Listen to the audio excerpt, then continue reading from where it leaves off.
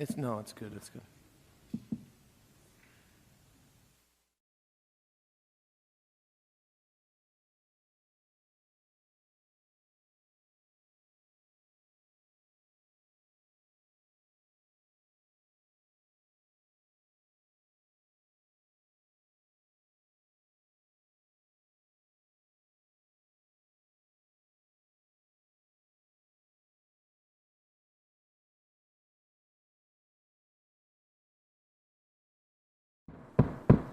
According to my iPad, I've got 6:01, so we'll go ahead and call the Thursday, August 12th, 2021 Livingston County Board meeting to order. Please remind you to either silence or turn off your phones during the proceedings here.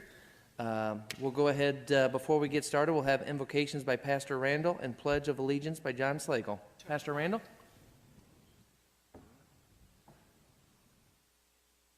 Good evening, everyone. How you doing? Good. Great. All right. Thank you for letting us pray over you guys, and hope you've had a good summer so far. Kind of crazy to think that we're already into mid-August, but thank you so much. Let's pray. Almighty God, maker of heaven and earth, we come before you this evening, and we ask for your blessings and your wisdom and discernment to rest upon these men and women as they direct the county's affairs. And during this week that we've lived, we've needed some shade and a cool place from the heat and a little bit of water for keeping us hydrated. And it seems like the atmosphere and the times that we're living right now are also heating up. COVID is on the rise again, violence, hatred, attacks upon police, racism, just stress of living. But yet your word says in Psalm 91 and verse 1, those who live in the shelter of the Most High will find rest, and in the shadow of the Almighty. And this I declare to the Lord, He alone is our refuge and place of safety. He is our God, and we trust in Him. And for He will rescue you from every trap and protect you from every deadly disease. And He will cover you with His feathers, and He will shelter you with His wings. His faithful promises are your armor and protection. Do not be afraid of the terror of the night, nor the arrow that flies in the day. And do not dread the disease that shakes in the darkness, nor the disaster that strikes at midday. Thank you, God, that this word, your word, declares that you have promised shade in the heated moments of this life. So we are not afraid or bewildered or left wanting. In fact, John 14:4 says, whoever drinks of this water will never thirst again. Our country and our world is dry, and we are dehydrated spiritually. So God, pour out your living water upon us and quench the spiritual thirst of humanity. Lord, tonight we ask that you would be our shade from the heat of society, and that your Spirit would be our drink and keep us hydrated during and through this time of life and history. We pray for our colleges and for our schools, for our students and teachers as they come back into another school year. Protect them. And God, we thank you for all these things in the name of Jesus, your Son. Amen. Amen. Amen. Thank you, Pastor Randall. Please stand and face the flag.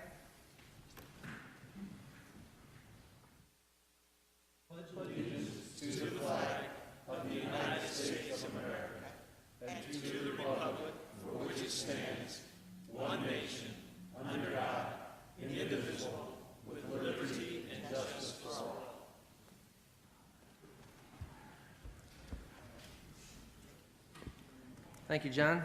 You're welcome. Roll call. Christie? Vietti. Here. Bunning. Present. Kirkton. Manker. Present. Barrickman. Here. Slagle. Here. Fannin. Here. Steichen. Schaefer. Here. Menninga. Kestner. Here. Welch. Present. Carly. Present. Weller. Present. Ritter. Present. Mays. Here. Lovell. Here. Ambrose. Here. Blackard. Present. Herring. Here. Bitstam. Here. Arbogast. Wilkie. Here. Runyon. Here. Okay, we have quorum, so before you is the approval of the agenda. Motion to approve by Fannin. Been moved by Fannin. Is there a second? Seconded by Ritter. All those in favor say aye. Aye. Opposed, same sign. Motion carries. Minutes were sent out earlier this morning, I believe. Any additions or corrections to the minutes? Entertain a motion to approve. Slagle. Been moved by Slagle, seconded by Manker. Discussion? All those in favor say aye. Aye. Opposed, same sign. Motion carries. We have one presentation tonight. We have a COVID update from Jackie Deaver. Jackie?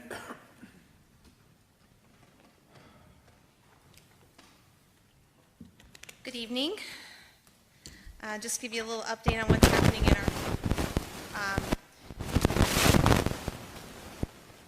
we are definitely seeing a little bit of a rise in cases, as all of you, I'm sure, know. In the past 7 days, our cases have gone up about 42%. We're averaging around 8 per day, which is, over the summer, we were probably, a couple cases a day at most. So we are definitely seeing a rise in those cases. Unfortunately, we have 2 long-term cares that are again in outbreak, so watching those very closely, trying to keep on top of that, and they are doing an excellent job in maintaining or containing that. So we're hoping that that resolves itself within the 14 to 28 day period.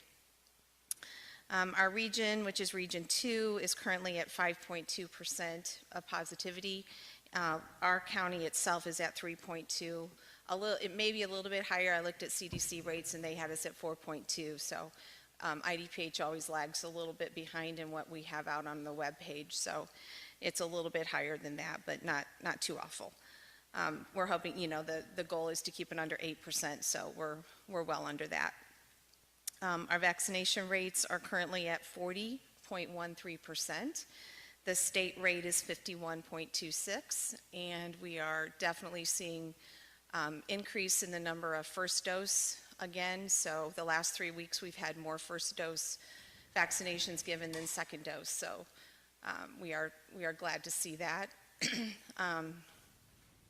Our clinics have been filling up pretty quickly with the 12 and up. So all of those kids that are able to, that parents want their kids to get vaccinated, are starting to come in, and we're seeing a lot more of those.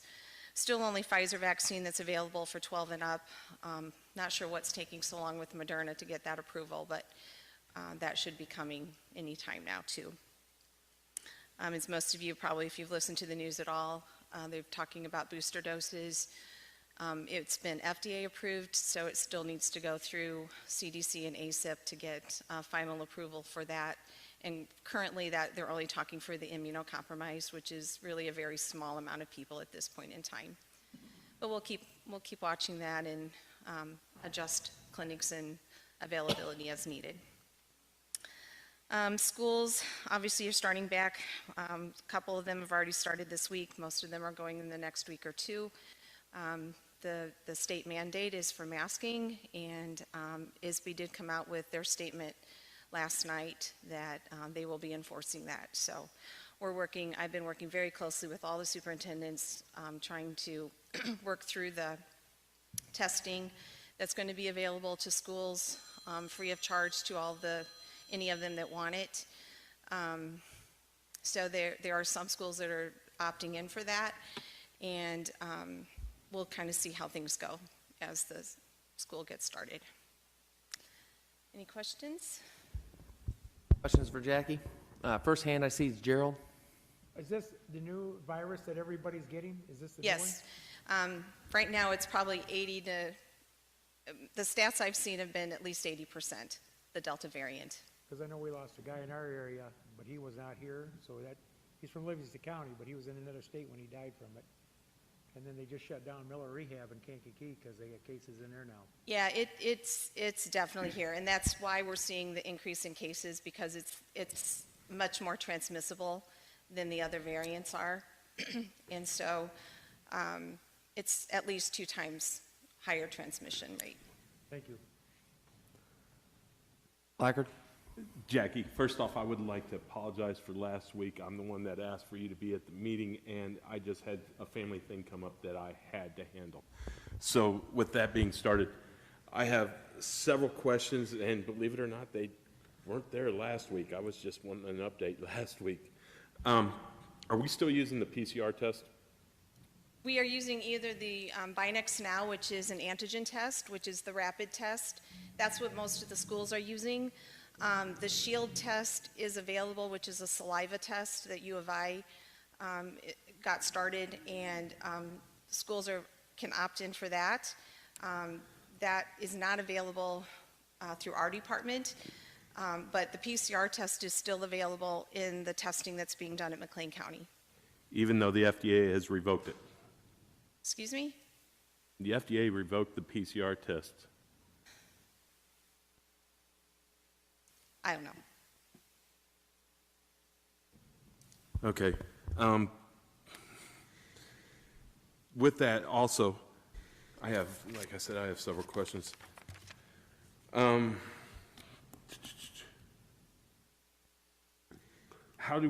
is the test to determine the difference between the Delta variant and the regular COVID There is test? the lab, the state lab is able to do the testing on that to determine what variant it is. So they're the ones that are doing that. So all these are being sent into the lab to be determined that way? All tests go through the lab, and they are doing, right now, because of the percentage that was coming through as positives with the Delta variant, they're only doing 10% of those cases now because it's so prevalent. Okay.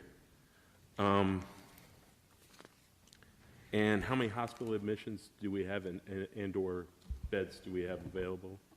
I don't know what that rate is, that I don't have access to that information, except that we know we are above the percentage that we are supposed to be as far as what's available. They want 20% of beds available, and that is still at that point. I talked with St. James yesterday, and they are not having too many problems right at the moment. McLean County is struggling. Okay. That's one thing I wanted to know. Now to change just a little bit, do you consider EMS part of the public health concern? I'm honestly asking. Emergency medical services. Do you concern yourself at all with any emergency medical services? I'm not sure I understand your question. Closer to the mic, if you two could, please. Yeah, sorry. Do you concern yourself at all with any of the emergency medical services, specifically the ambulance services or anything like that? Do I consider myself with them? Concern yourself with them. Concerned. I'm Do sorry. you have any involvement with them at all whatsoever? No. Okay. Thank you. Other questions? I see Runyon. Yeah, I just wanted to know if you have any idea the percentage or anything on this COVID outbreak that we're having of people that have been vaccinated. Do you have a percentage of how many vaccinated people were? I understand what you're asking, and I don't at this point, but we are starting to keep track of that this week so that we will know. Right now, just roughly maybe 10% or under. But we're going to start keeping track of that so that we can figure that out too. And I will kind of piggyback onto that question. Is one of the vaccines more prevalent for the coming back and testing positive after being vaccinated? Is one of the three more prevalent than the other? Not any of the research that I have seen come through, but that is the other thing that we're going to kind of keep on track of is the three different vaccines that we are able to give, if we're seeing one particular one that might be. And it's, obviously this is just us doing it. Absolutely. So it's not going to mean a whole lot. Sure. But it's just to kind of give us some idea too. Any other questions for Jackie while we have her? Paul? Jackie, so have we received any information from IDPH with regards to, and to piggyback on those two, with regards to people who have been vaccinated and the severity from Delta variant or otherwise that they're getting issues with? The Very good question, and one of the things that, the reason why we've not been able to find those statistics, they're only tracking those that are hospitalized and/or deaths related to vaccinated people. And we have had only 3 hospitalizations in all of them of the cases that we have. The other cases that I was referring to about keeping track are those that are coming back and testing positive. They're usually either mild, if not asymptomatic. So very, very, very few of our cases have actually been hospitalized because of that are vaccinated. Vast majority are the unvaccinated. Hold on, Gerald, hold on. I think Bill's got a question here. Just a quick, the big concern here lately has been with the kids. Being outside in that, how have you seen the numbers with them? We are seeing an increase in cases, definitely, about 15% with those that are 12 and under, which is up quite a bit from what we were seeing before the Delta variant. Or are you seeing? We saw very few really kids. bad things, or just kids getting, and I hate to say the sniffles or something like that? They're getting it, but it's not. We aren't seeing the severity of the cases right now. I know that some of the other states that are having many more cases of it are seeing that. I think we just aren't, our numbers aren't there right now to show any of those severe cases. And I mean, I hope to God that doesn't happen. We don't want it to. And if they are only mild to moderate disease and that's all they get, that's what we can hope for. So, do you have any control over the schools as far as like if there's a quick outbreak or something that? If there's an outbreak, yes. I Okay. can do isolation and quarantine and have some control over that. Anything else is referred to Randy. Actually, it's ISB is probably going to be, and the school districts themselves are the ones that are going to have to work that out. Anybody else for the first time before I turn to Gerald for a second? Gerald?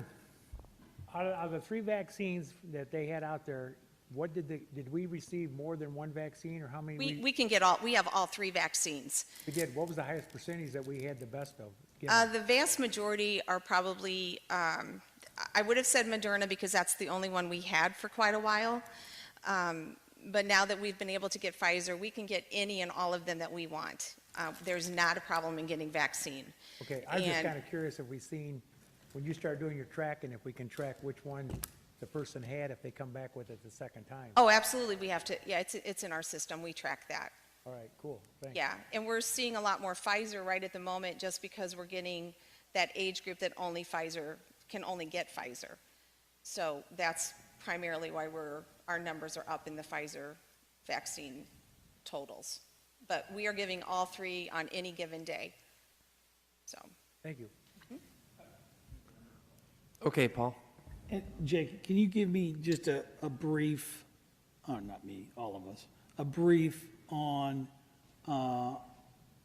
either the Livingston County Jail and PCC as far as any outbreaks or any situations in there? Is anything hot, I guess is what I'm asking. well, unfortunately, one case makes an outbreak. So, we do have a case going on at the jail that, they're testing as they're supposed to during an outbreak. So we'll keep an eye on that. And we're vaccinating any of the inmates that want it and any of their staff. So right now, we don't have any cases at the prison that I'm aware of. But we don't get notified of people who live outside of our county unless the prison calls and tells us. So that's a little difficult to know for sure what's going on there. Any final questions for Jackie? Down here. Oh, I'm sorry, go ahead, Bob. Jackie, I believe I heard you refer to different vaccines for different age brackets. Would you mind explaining what vaccine goes for what age bracket? Yes. Pfizer vaccine is only good, is only for 12 and up. So there's not an upper limit, but the lower limit is 12. Moderna and Johnson & Johnson vaccine is only for 18 and older. So those kids that fall between the 12 and 18 can only get Pfizer at this moment. Moderna has applied for it, and we're not quite sure what's taking so long to get that approval. But once that comes through, then they can also get Moderna if they choose.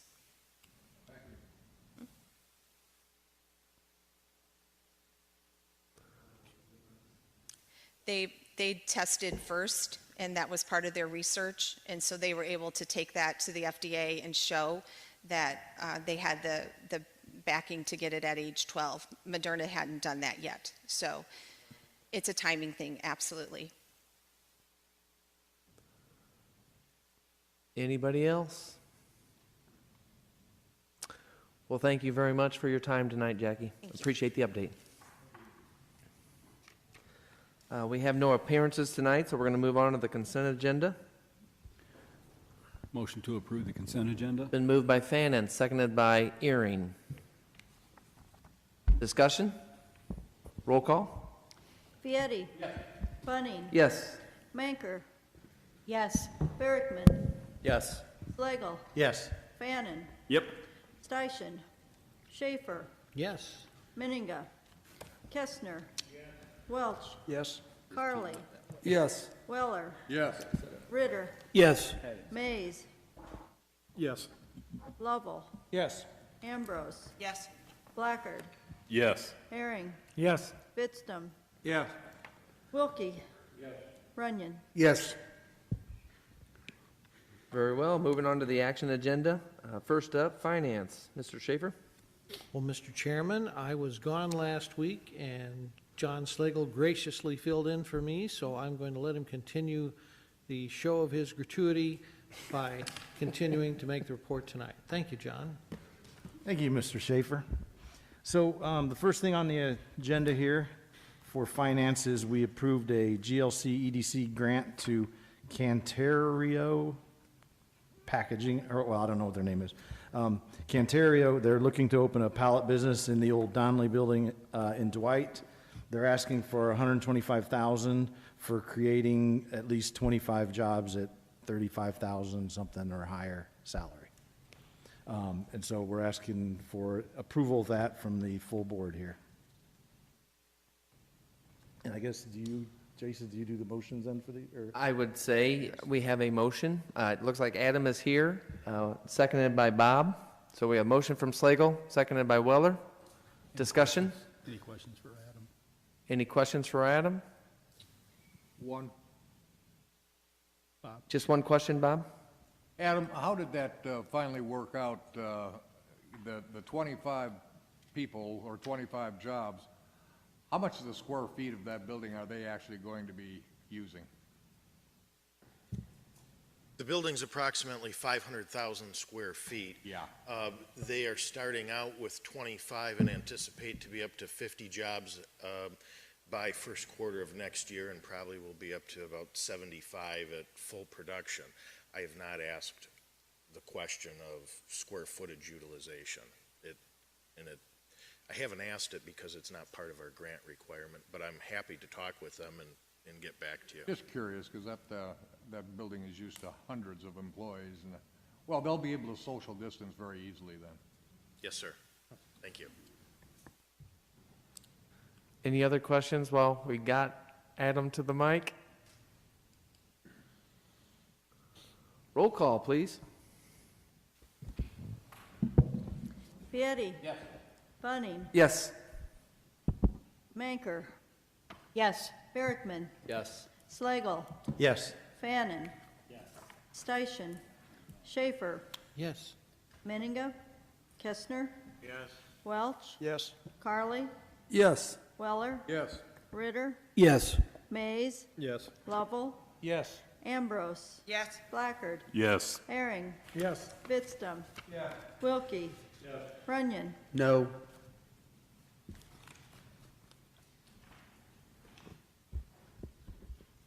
Moving on. Okay, next up, we had a transfer of deed that I guess I'm making a motion that we approve it. It's basically some people who bought their property back after delinquent taxes, if I have it all correct.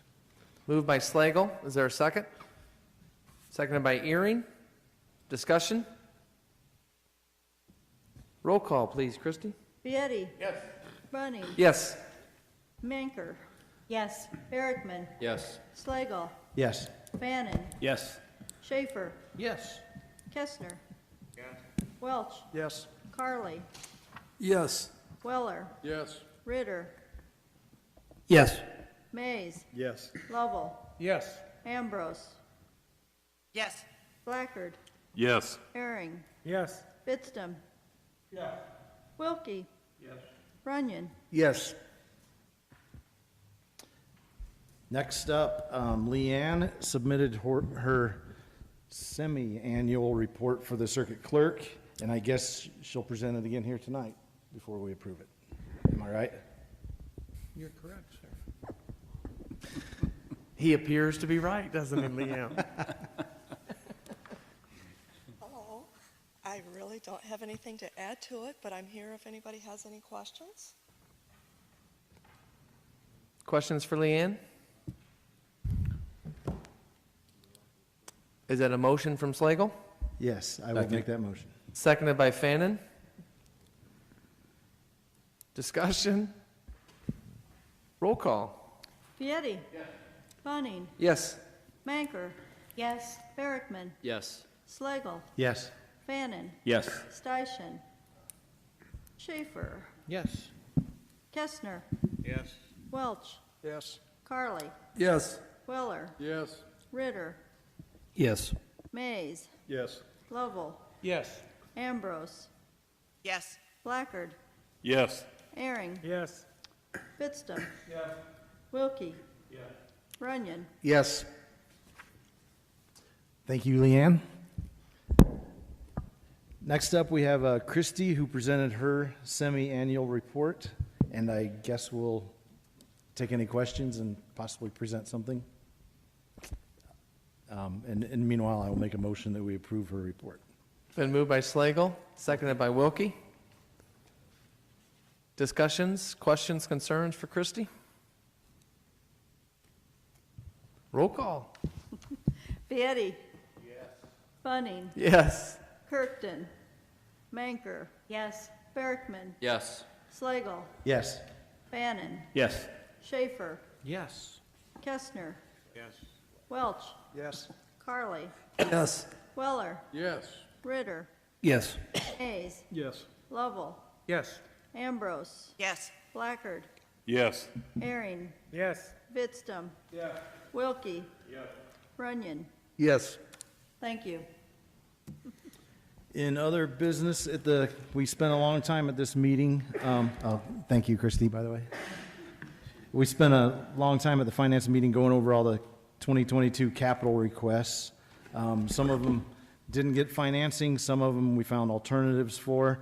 Some of them got to move to the department budgets. We ended up spending about $2.9 million by my count on the remaining items, which I think are all very important items or they needed to be done. And I'm going to run through them quick just so everybody knows where we're at. These are the jail door system, a new facility for the county highway department, which will free up space for the county maintenance department once it's completed, a new employee training system for the HR department, replace the PSC duct smoke detectors. We have the project, we want to put a new roof on the historic courthouse, but we're just guessing on the price at this point.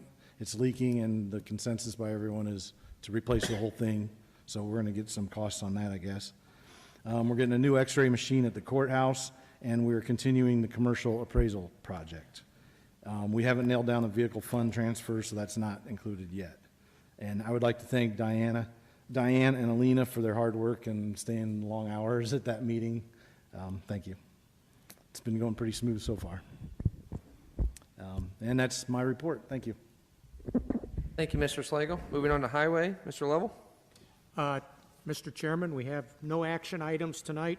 We do have a little general information. We're going to do a ditch reconstruction on County Highway 36 under an emergency bid. That's proceeding on. We sold a truck for $13,500. We got a striping contract. They can't get the paint, so that's good news. Seal coating's about 90% done in the county as of last Thursday. Fairbury Blacktop, as of today, is about 80% done. Our new truck that was supposed to be here in November, December, is now into March for the highway department. So that's about all I got. So, You got any good news? no. Thank you, Mr. Chairman. Thank you, Mr. Lovell. Moving on to Agriculture and Zoning Committee, myself as chair. We've got one action item to bring to you tonight, the Greymont condemnation request. So, Jesse, the floor is yours. Okay. Something a little different here. It's my understanding you guys haven't really had something like this before. So what it is that Rooks Creek Township, who's represented by K.E. Legner, Freehill, Ergot, and Mann, I think I included all that in the packets that were with your agendas, submitted a formal request to condemn property with an address of 302 North Main Street in Greymont. The reason the township has cited is that it is a danger to the public.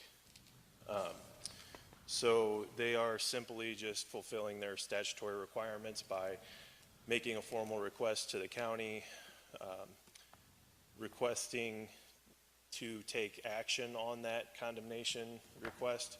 So basically what they're asking the county is if the county would like to get involved with the condemnation request or let the township take control of the condemnation request, which includes costs of demolition, cleaning up the property, also includes any type of litigation or court proceedings that would come out of this. So this is simply, somewhat of a formality, so they're just kind of crossing their T's and dotting their I's. I included some pictures of the property there. They're numbered, and then as you go through the pictures there, the very last one, I kind of wrote down where I took each picture there in Greymont, just so you can get an idea of where those pictures were taken on the property. It's severely overgrown, and it's an old house. I'm not sure exactly how old, but and I also included a further out aerial photo just so you guys know exactly where it's at. It's just north of the bank there in Greymont. It's completely covered, surrounded by overgrown trees right now. Can't really even see it unless you get up close to it. So there's a few different options the county board has regarding this request by the township. The county board can either vote to deny, or you guys can either vote to not take action on it, meaning you're going to let Rooks Creek take control of the costs and the responsibility of litigation and things of that nature. You can also vote to get involved with it, which would mean the county would then take control of the costs of demolition, cleanup, litigation, and all that type of thing. There's a third option, which is there's no action at all, and then after, I think it's after 60 days, it's automatically as if you guys voted not to take action. So after 60 days, then Rooks Creek then would have statutorily the authority to go in and condemn the property. I also included the Illinois statutes regarding this. It cites in there how when the township or when the township makes a formal request to the county board as provided in section 8550 of the township code. So basically the statute just says the county has the ability to get involved, but they don't have to. And then the township code that's referenced gives the township the authority to condemn the property if the county doesn't take action. So if you have any legal questions or anything, Randy's here too, if you have anything of that. I was just going to say that you have been corresponding back and forth with Randy on the proper. Carly? Who owns the property anyway, out of curiosity? You allowed to say that, or? Yeah, so right now, it's owned by, I haven't looked at it in a while, but I believe it's owned by a gentleman named Irvin Mashing, or not Mashing, Albertson. I believe his registered address right now is a P.O. box there in Greymont. The other owner is someone, I can't remember their name, they're from Georgia. They have a mailing address out of Georgia. So I haven't gotten a background as to why they want to condemn it or anything like that. It's just their attorney that's representing them sent in a formal request to the county. So they're actually asking to condemn it? Yeah, Rooks Creek is the entity that's seeking to condemn it, and they are simply they have the Cahey Legner representing them and through the legal matters of making that happen. Did the state's attorney offer a preferred course for the county? Yes, so I did speak with Randy about this matter. His insight into the matter was that he believes that it's in the county's best interest not to get involved with real estate litigation and legal matters, and as far as real estate goes. So basically, just let the dog sleep for 60 days and let nature take its course? So, at the Ag and Zoning Committee, they recommended that the county board vote not to get involved with it, which would basically mean I would be able to let Cahey Legner Ergot know tomorrow that the county board voted. That way not they to can do- move on it. Right. Right, So yeah. then they could proceed with their process with it. I think according to my eye, you had your hand up, Bob. Yeah, Jesse, pictures number 3 and 4. Are those the same building? How many buildings are on this property? 2. So if you look at the aerial, the close-up aerial, you've got a house there, and then in the back, there's a garage that's also part of the property. So it's a detached garage or a shop in the back.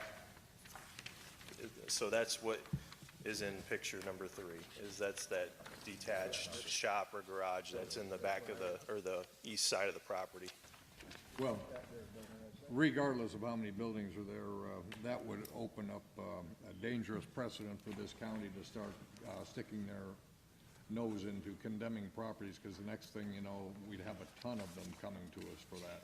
Right, And yeah. with us picking up the tab, so I think our advice is well heeded to do exactly as Randy advised. And one other thing Randy mentioned about this was that the cost of demolition, cleaning up the property, and if the county were to then sell the property, to the township or whoever, it's not a financially profitable endeavor. Well, Mr. Chairman, I'll make that motion. Make a motion that the county board take no action on this property. I have another question. Yep. So we, Need a second. Then they can ask. Who actually condemned it? hold on, Ron. We have a motion from Fannin. We have a second from Ritter. Now we'll, go ahead, Ron. Thank you very much. All right. Was Public Health Department involved in that? That I don't know. So Rooks Creek Township is the entity that is seeking to condemn the property, and they are represented by Cahey Legner Freehill Law Firm. So if the county board does not take action to get involved with it, they will, I believe their attorneys will make the proper contacts with the proper agencies to make sure that it's done Yeah, so they'll probably correct. go to the Public Health Department to get some kind of Yeah, verification. I don't know the entire process of the condemnation process. That's It's how kinda- they've done before in Long Point. So Okay. That's why I asked. Right. Thank you. Yep. Mays? Rooks Creek takes ownership afterwards, right? Yes, so after, once the county decides not to take action with it, it'll then go, I assume, to litigation, which they can then put a lien on the property. If the lien isn't enforced, then the Brooks Creek Township will then take ownership of the property, and then they will do, their demolition or whatever they're going to do with it. I don't know what their plans are, if they That's were- my next question. Is there something down the road we don't know that, about? yeah, that I don't know. Okay, thanks. As Jesse said before, what Rooks Creek is doing through their lawyers is crossing their Ts and dotting their Is. They are just going through the process that they need to do to get it condemned. I think it's worth noting the lot is 0.1 acres, so. 0.1 acres. 0.1 acres. It's a pretty small lot. Yeah. So we have, go. I was just going to ask, so on the motion, if we vote yes, we're voting not, or, which way are we supposed to be voting if we want to say no? So if you vote in favor of the motion that has been made, we are not taking any action. It will move on to Rooks Creek. They will use their lawyers to go through the litigation. So a yes moves on to Rooks Creek. A yes vote, and it will not be a roll call, it will be a voice vote. A yes vote will just move it straight, to keep the process moving along, and we will not be involved. Any other discussion? All those in favor say aye. Aye. Opposed, same sign. Motion carries. And to finish with this, we could have killed it in ag and zoning, and you would not have brought it to the full board, but we thought in total transparency, this is a one in a, we've never seen before, so we want to make sure that the public understands what we're going here, that we're not going to get in the real estate business. For the time being, it's something we don't need to tie ourselves in, so the Ag and Zoning Committee thought it was important to bring this to the full board, so thank you very much. I don't have anything else to report, so we will move on to public property. Mr. Vistam.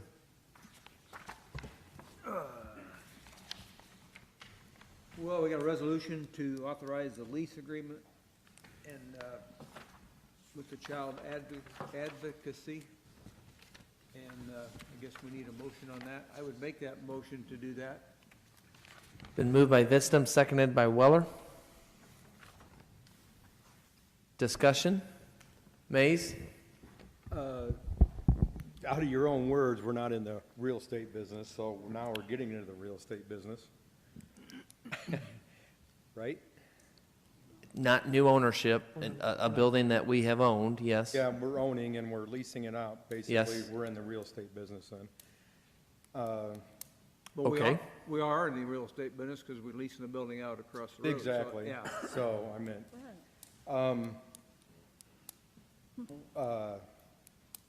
I know there's reasons why the IHR moved out of there, personal reasons. I couldn't get a straight answer, or I don't want to say straight answer, just a good answer.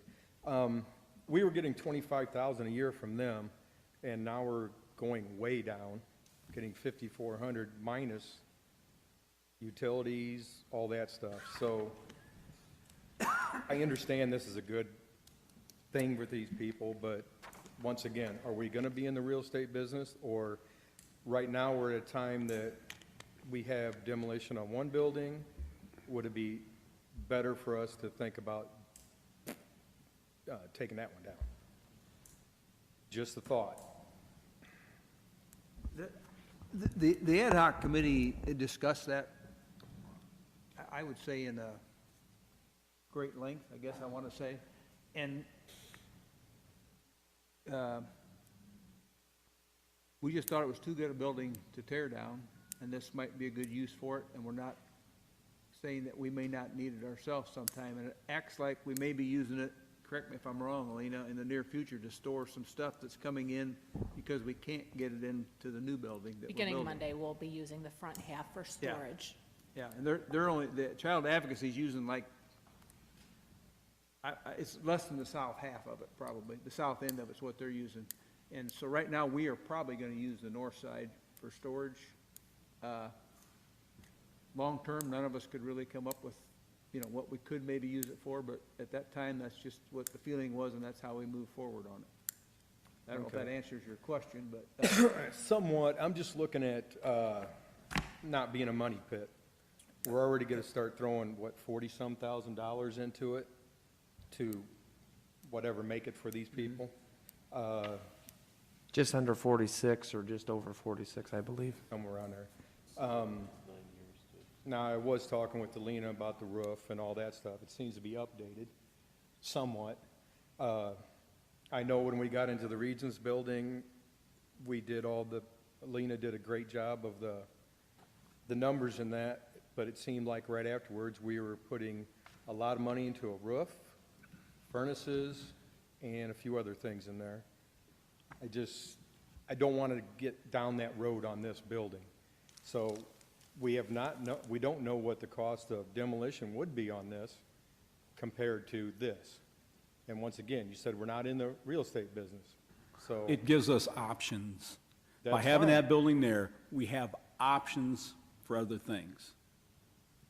I know, we're talking, VAC Well, I'm and not- all I that, mean- moving in there and all that, but Well, public health is already at capacity. If we had to, we could use it for that. There's other things that it could be used for, so no, we just don't want to go and, that's fine. I just, bringing it up to people's minds, options too.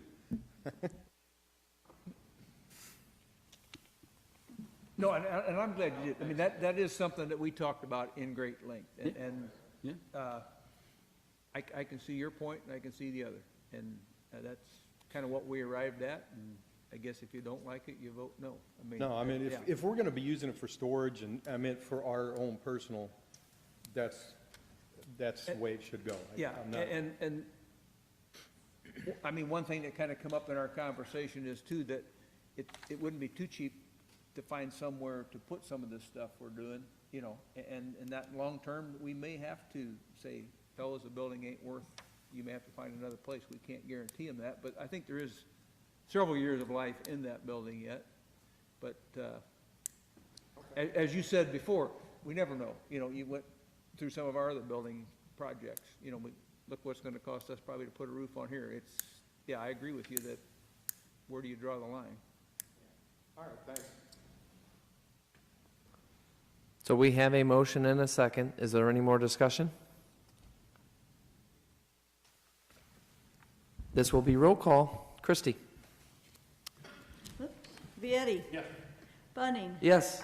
Banker. Yes. Merrickman. Yes. Slagle. Yes. Bannon. yes. Schaefer. Yes. Tessner. Yes. Welch. Yes. Carly. Yes. Weller. Yes. Ritter. Yes. Mays. No. Lovell. Yes. Ambrose. Yes. Blackard. Yes. Airing. Yes. Fitstum. Yes. Wilkie. No. Runyon. Yes.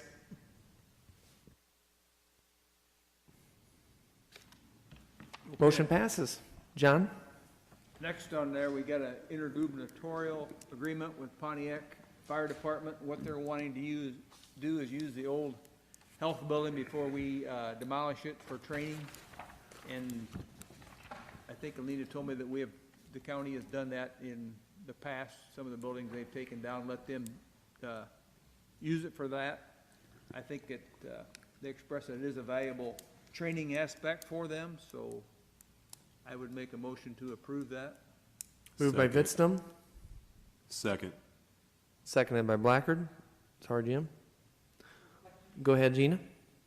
I have two questions, really.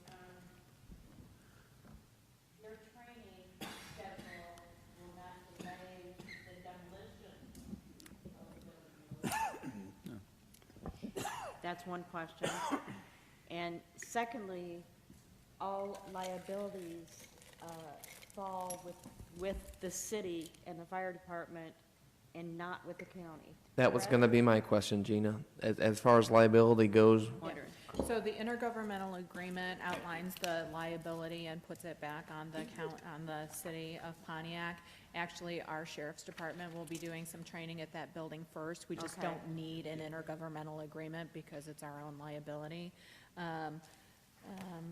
But no, we'll work in some time. We won't experience any cost or delay. The resolution actually outlines that, or the IGA outlines that we'll coordinate those, and that they've got to work with us to get those dates. So we'll make Okay. sure that that happens.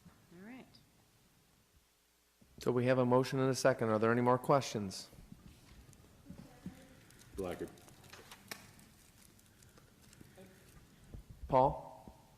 Does all of this hinge upon it being approved by the state fire marshal for this training exercise?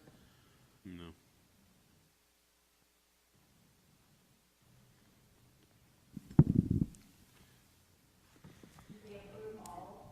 Well, the reason why I asked the question is when we were having a building that was going to be used to be burned down for demolition for training, there was a question, it had to go through a question of whether or not that they would sign off on doing that, and that's why I'm asking the question. Well, let's be clear, we're not burning the building down. There may be some fire, but we're not burning the building down. No, I understand that, but with having a fire in the building, They're not doing a fire. I don't know if they really have a fire, Paul. I think well, I guess maybe, somehow they make the smoke, but I don't know if it's an actual fire. I can't answer that for sure. my apologies. I misunderstood, and so I apologize, and I could find out for you if you want to know, but I don't think they actually start a fire for that. I mean, if they do, it's just something that would smolder, I guess I want to say. for No, lack they of have a better word. chemical smoke machine that Yeah. they use. They use it all the time for different events to train Right. kids even. But what it does is it's a chemical smoke. There is no actual flame. They produce it, and they're able to then train their firefighters on being able to get in and out of a building using their air packs, et cetera. I appreciate everybody's clarification on that matter. Thank you. Any other questions? Strictly vote on this. All those in favor say aye. Aye. Opposed, same sign. Motion carries. Sheriff Jail and License Committee, Mr. Carley? I'm going to turn this over to Mr. Weller. He actually chaired that meeting, so I'm going to let Bob take that if you would, please. I do have a, Oh, I'm sorry. I apologize, John. I don't know, it don't make any difference, but update on the new building. Some of the siding that was back ordered has come in. Now they got to get the contractor back to put it on. We're still waiting on ComEd on the transformer, and they had, last I knew, I talked to Monday, I think it was, I seen the guy, he had no date yet. Have you heard anything on that? No. And with the lack of power in the building, they're still having trouble drying out the floors, which goes back to the carpet and other flooring issues. So luckily, the electricians and stuff are still moving inside, so it is going on, but it doesn't look. The wet weather has held the guy back on the parking lot. He was supposed to be in there this week. But that's my sad news for that. Thank That's you. why I skipped you, John, because I knew it wasn't good news. Save me the embarrassment. Didn't want any more bad news. John, does that mean that we're going to be pushing back as well then, right? That could very well, and that's one reason we went looking for a place to put some of that furniture, correct? Anything else, John? I think that's enough damage for tonight, thank you. Okay, Weller, you have the floor. Thank you, Mr. Chairman. Well, the Sheriff Jail and License Committee met, and we had the usual monthly reports. Bob, could you turn your mic on, please? I'm sorry. We had the usual monthly reports. The housing report was not available at the time, but if we have any questions about that, Stu is here. We'd had the animal control report, the proactive report, and the sheriff's semi-annual report. We had a Class B raffle license approved, and we reviewed and approved the bills. And other than that, unless there's any questions for the sheriff or Stu, why, that would be my report, Mr. Chairman. Questions? Ron?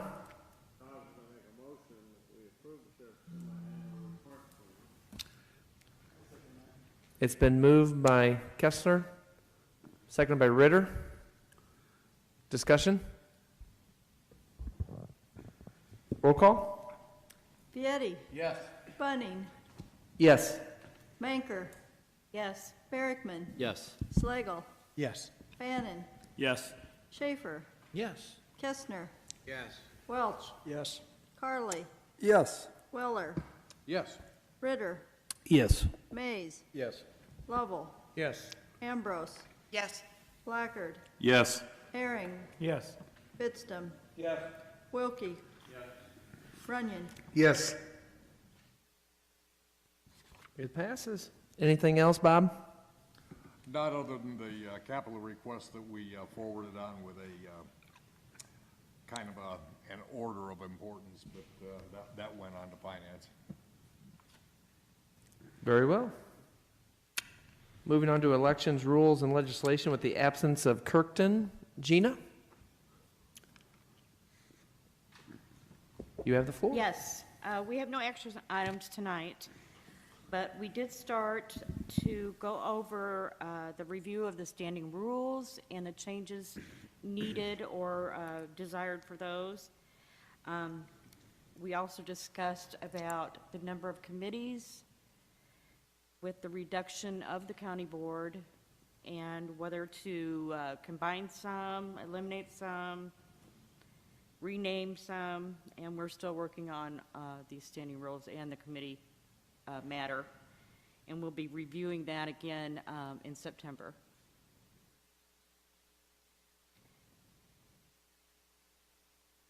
Questions for Gina? Okay, moving on. Jack, personnel? Very well. Veterans Assistance Committee, Ron? Committee met and we approved the 2022 budget request. Mr. Bailey informed us that they will keep the used Chevy 4x4 vehicle. The commission wanted them to keep that for now. The proposed 2022 budget is a little bit higher than the budget request a year ago, but that is reflected in the line item for vehicles because the commission had thought they might purchase a new van, so we put in there $35,000, that line item, and that is a significant portion of that increase. But they put that on hold now, the commission. They're not sure if they're going to have to buy a new van this year. And that's my report. Thank you. Thank you, Ron. IT, Marty? Thank you, Mr. Chairman. The bulk of our conversation was switching our antivirus software from Symantec to CrowdStrike and possibly looking at their Premier plan to implement it. And that's it, Mr. Chairman. Thank you. Administrative Committee, Kathy is not here and I did not attend. Was there anything that come out of that we need to discuss? No, we talked a little bit about the delays with the new building and the storage of the furniture, which has also been delayed, but that was really it, just committee reports, so. Super. Livingston County Housing Authority, John? Thank you, Mr. Chairman. We met in July, and the executive director of the Housing Authority has announced her retirement next year, so we got a succession plan that's being carried out, so it should be a smooth transition. We only have a handful, I guess, of non-paying tenants that are still using the moratorium on evictions to their advantage. Chatsworth disposition project is still in the works. We're still trying to figure out some solution to get the mayor of Chatsworth's blessing on this. And in the same element here, we're also looking for some ground or a new project that we can start sort of planning out, because if we can have a project sort of ready to go, that might help convince the housing authority to okay the disposition of Chatsworth without the mayor's blessing possibly. So we're just working through that, and that's all I have to report. Thank you. Thank you, Mr. Slagle. Board of Health, I'm sorry. John, I want to ask you a question. This moratorium on evictions and that, how's that hurting the authority? They didn't do too bad because they have an attorney that handles everything. And the people that basically, in order for you to, I forget the exact details, but in order for you to claim that you're not going to pay your rent because of COVID, you have to prove it's due to COVID. So they sent letters to everybody, pretty legal, intimidating sounding letters that weren't paying their rent, and basically said, you have to sign this and affirm, swear, whatever, that this is due to COVID and whatever. And so they had a pretty good turnout of people starting to pay their rents, I think. So can the authority turn around to the federal government and get COVID money from? I think through so. this act? I think so. I don't think they have yet, though, so I don't know the process of it, but, Okay, I'm just curious. sorry. I know a little bit about it. Okay. Only because I work for somebody that has rentals and because my daughter actually lost her job because of COVID and had to sign those papers and apply for relief. Mhm. And then what happened with hers and with some of our people is they also had, of course, to put the renter, or the landlord's name on it, and so that would be Livingston County Housing Authority. And they send it in, and it gets approved, and then the check goes directly to the landlord. Okay. So they do get paid. And the landlord has to fill out a piece of paper of how much they're behind, you know, and how much, Okay. yeah, how we're. Interesting. It is. Thank you. Just, Bill, does this have anything to do with you guys, the action community? You guys don't have renters that, or anything like that? Do we have anything through the county that anybody's applied for something like this? So they are running these programs. There's several areas that you can apply. You can apply through Mid-Central Community Action for that assistance. The first round closed down already, and it's only the Renters Assistance Program that's still open. They had one specifically for landlords where landlords could apply on their own without the tenants. That one's closed. But the other one is still open, and the county could still, you know, do that as part of their programs with the American Rescue Funds if they wanted to. So it's kind of, I hate to say, it's not, oh, the poor landlord is getting screwed in this. They do have assistance for them, too. They did. They don't Did. have the landlords program open anymore. Okay. It's something that we could consider implementing within the county, again, as part of that program. But the renter's assistance is still there. Okay, cool. Elena, those programs the ones you're talking about, are those the ones that were administered by the state? Yes. Because they ran out of money very quickly. Yeah, so the first round's closed and they just reopened Yeah. back up, but again, only for renters, not for landlords this time. I didn't want Bill to get the impression that the landlords were okay. No, they because weren't. There are a lot of landlords out there who are taking it on the chin big time. Yeah, there were actually only 2 landlords within Livingston County that were approved as part of that program. That's not very much. So did you say that, Bob, that was through the state, them things were? Yeah, And they were through the state.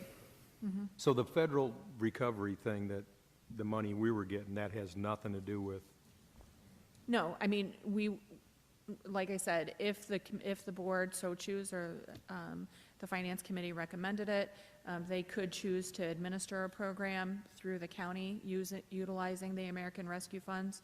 But, you know, that's yet to be seen. We've issued that RFP. The RFP went out to all non-for-profits within Livingston County, so we're waiting to see back what we get, and we'll go from there.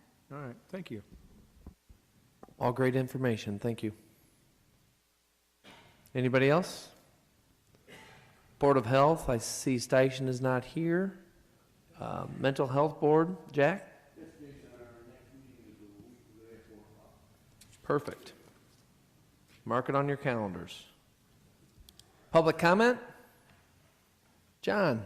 Oh, yep. Go ahead, John.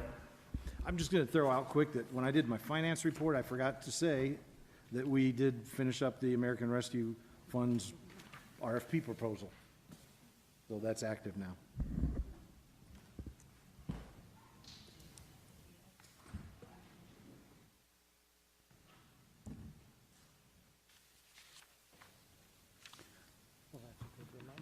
Stu? I'm sorry, go ahead, Steve. I just thought I'd jump in there. 3 things, folks. Number one, the sheriff and I received a letter approximately 2 weeks ago from a Department of Corrections. The governor gave them $25 million to spread amongst all 100 counties in Illinois that house prisoners that were supposed to be in DOC. We were the first jail to get ours done and got ours submitted. I submitted a bill for a little over $237,000. They're supposed to divide it equally amongst all the jails, but they owe Cook County 38 million. So that's where we're at with that. So we can hope for 38 million then, Stu? Is that what you're saying, if it's going to be equally? I told Alina if we see 100,000, I think we might be doing really good. But, and we submitted at our rate. We didn't, their rate is $35 a day and our housing rate is $71 a day. Speaking to the other jails that house federal prisoners, they did the same thing. They submitted at their rate because that's what they charge. Whether we house for Woodford County or Ford County, we would still charge them our rate. Our only other agreement is with Cook County, and that is at $50 a day, and we haven't housed Cook County in about 3 years. Well, I speak for the board when I say thank you on the quick action on that. A second item. In March, folks, I'm retiring from the Livingston County Sheriff's Department. It will be my 40th anniversary. I've done this for 40 years, so it's time to hang it up. I want to thank a lot of the old board members, because when I came here, there was a lot of doubts that, this wasn't going to work, and we see what we built it into today. It's not something I did. It's something the sheriff, everybody did. Alina, there was a lot of help in making this program work, and I think I'm leaving you guys with a real good program. I speak on behalf of the board to say sorry to hear that you're leaving, but enjoy your retirement when you get to it in March, Stu. Well, I will. I don't know what I'm going to do yet, but I know after 40 years, it's time. It's time. Yeah. My final thing I'd want to discuss with the board, Lisa Draper, Sergeant Draper at the jail, she goes to the national conference next week because she was awarded the Outstanding Correctional Officer of the Year in the United States. And she is applied for my position with the sheriff, and the sheriff will make his decision on that. And I've told Alina, and I talked to Doc and to Kathy Armagas, and I'm shooting March to leave. But if it deems that I need to stay a month or two longer, I'm not locked into that date. I want to give you folks plenty of time, budget-wise and everything for that. But I'm 100% confident in Lisa being able to take it over. When we started this program, she worked hand in hand with me on the billing and stuff, and she got an accountant degree, so she knows the billing really, really well. She does the subpoenas, everything. She's really worked hard for the Sheriff's Department. Well, congratulations to her. And say it one more time. She was the top corrections officer. The Outstanding Achievement Correctional for the year 2021. Awesome. Super. Nicely done. Very good.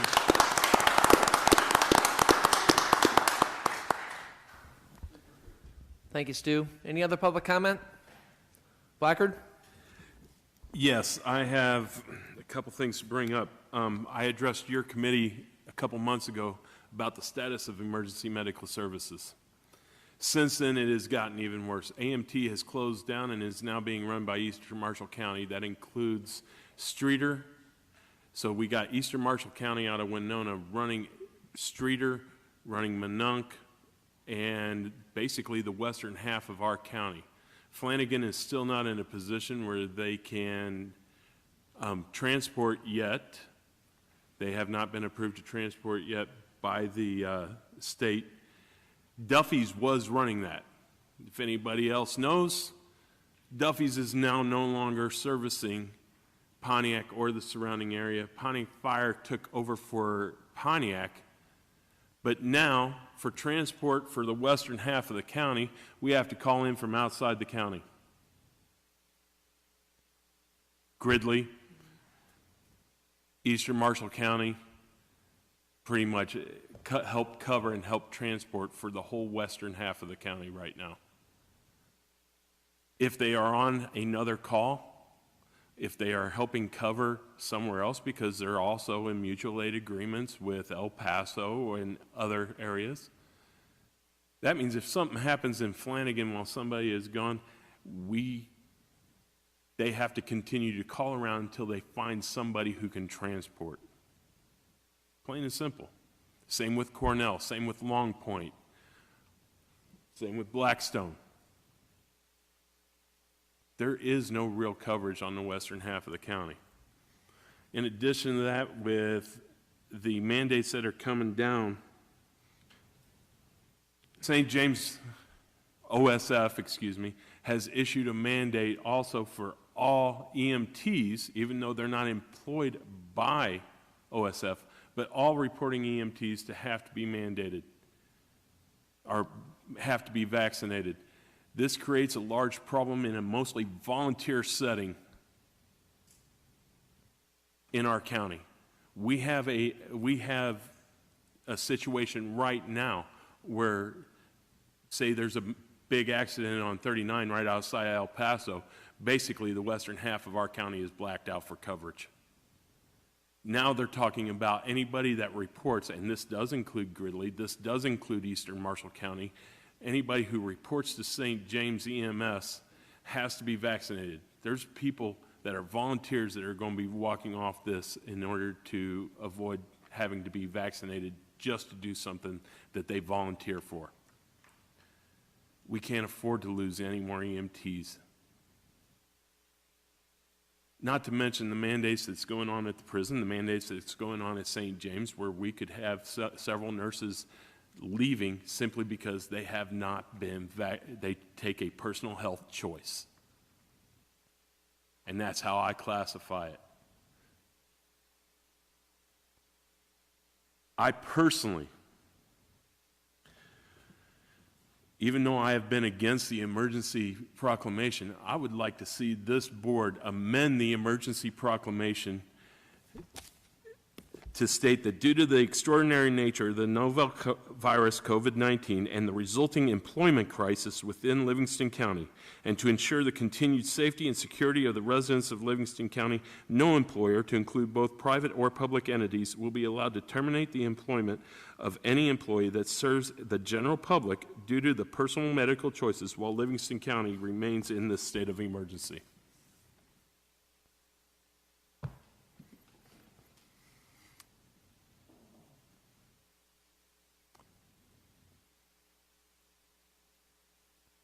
Second. Okay, I'll make that a motion. We, not in public comment, I don't believe. It's got to, does it not have to be on the agenda You for would us? have had to have it on the agenda, and legally, I'm not sure that you have the statutory authority to do it. Can we so have an can all emergency agree. meeting called because the date for St. James is before our next meeting, Is it September 1 or October 1? September 15th, for all OSF. I see Randy's still here. Do you have a comment on whether we would have the legal authority to do something like that? Can we do that? Putting you on the spot here. I see the sweat beads from here.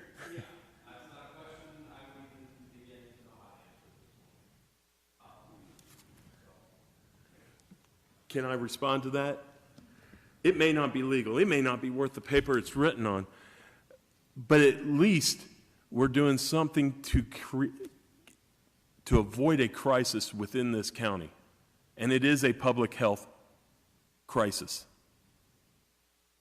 This is more of an emergency, in my opinion, than the virus itself, because if we start losing coverage because we don't have the EMTs or the paramedics to cover it, yes, they're still doing okay with Cellcast. They're still doing okay with Dwight. They're still having troubles finding people also.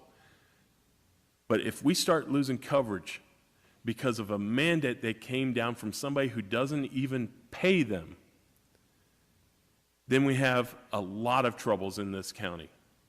A lot of people who could be seriously hurt or worse. That golden hour that in EMS, I'm sure most of you have heard about, of getting somebody from the scene to the doctor is greatly inhibited. So if we cannot do it during this meeting, can we call a special meeting at least to discuss this and thoroughly look at it? I would need some help on this. Obviously, as acting chair, you know, with our chairperson not here, I don't want to speak for her for obvious reasons. There's a process. Would it have to come through a committee first, or can we call and go right to the board, or would this fall under elections? We did not go through a committee to initiate the first emergency proclamation, so to amend it, they called a special meeting to do the emergency proclamation last year. The same proclamation that we're under. So to amend it, we should not have to go through a committee. The county board chairman has that authority. You, as a county board member, you have to get 8 signatures from other county board members and submit that to the county board chair for a special meeting. No problem. You'll get them tonight. Pardon? You'll get them tonight. And as I understand it, Jim, with that county board regulation, you also have to notify the chairman and the vice chairman before you start circulating. Is that correct? That is true, and you That is need to correct. know what you're actually doing. It has to be written. It does. Yes. It's not a verbal thing. It has to be written out as to why you're calling it and what's the probable result. Help me out, Alina. I'm I struggling. understand. Yeah, I mean, I will you need to have- state specifically what the. I will have notice sent out What this is tonight, for, and I I would- will get my signatures. And I would like the opportunity to have legal review what is Correct. being requested, because I can tell you. Oh, yeah. I don't think that this is, regardless of how we feel personally about it, you're setting yourself up for liability if you prove things that you know are legally not allowable. Is it that it's legally not allowable, or is it that it's just not legally allowed? And That's there why- are two different things. That's why it's got to be in writing as to what you're looking for. It has to go to them. That's Then it'll why I go to asked the legal, question. And legal will say, this is what you can do, this is what you can't do, and this is what will get you into trouble, or not get you into trouble. And that's why she says, it's got to be written down, then it'll go to legal, so legal can say, yay, nay, this needs to be changed, that needs to be changed, you can do this, but you can't do this. See what I'm saying? Oh, I understand what you're saying, but my thing is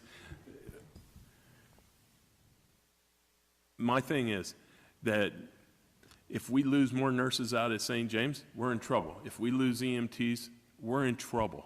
I'm not arguing that point, I'm just saying, this is And the this is- politics of it. I understand it.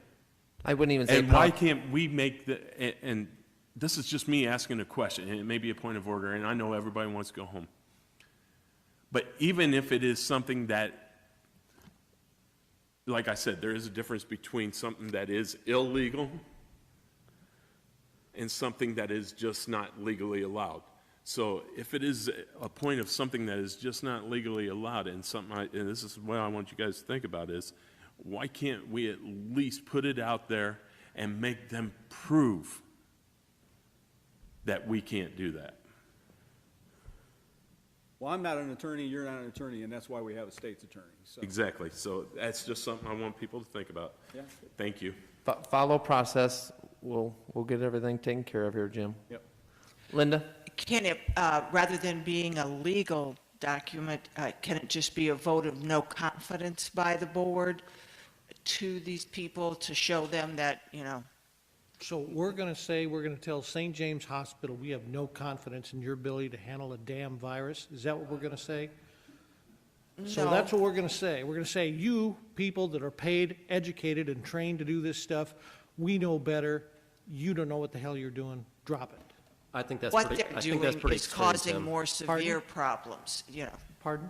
I What think they're that- doing by requiring the shots is causing more problems than the COVID would, more serious problems, that people wouldn't have ambulance service.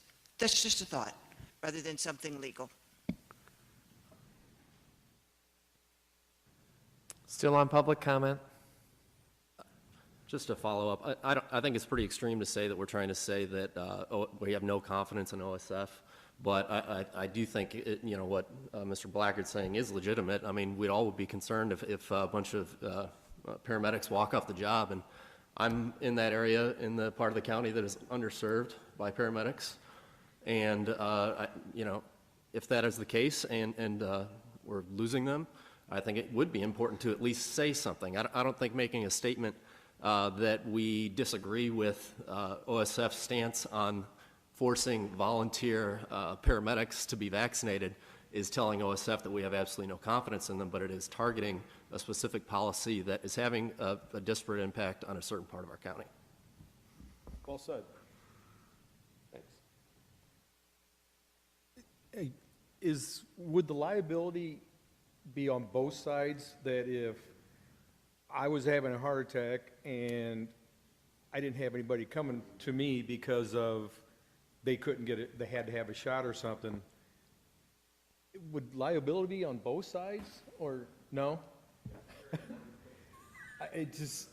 These are questions that are going to come up.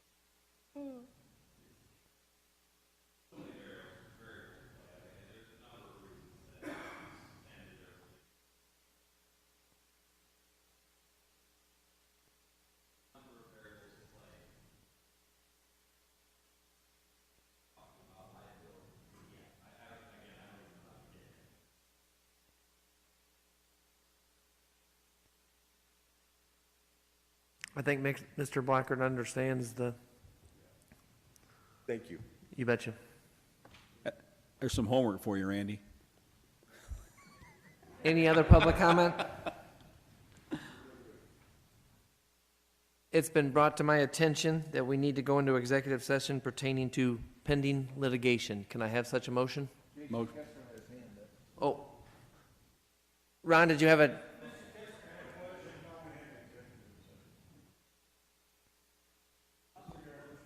I have a motion from Ritter. Do I Second. have a second? Seconded by Fannin. Roll call. It was brought to her attention that it needs to be done tonight. Getty. Yes. I get it. Bunning. Yes. Manker. Yes. Berkman. Slagle. Yes. Fannin. Yes. Schaefer. Yep. Henniga. Kestner. Kestner.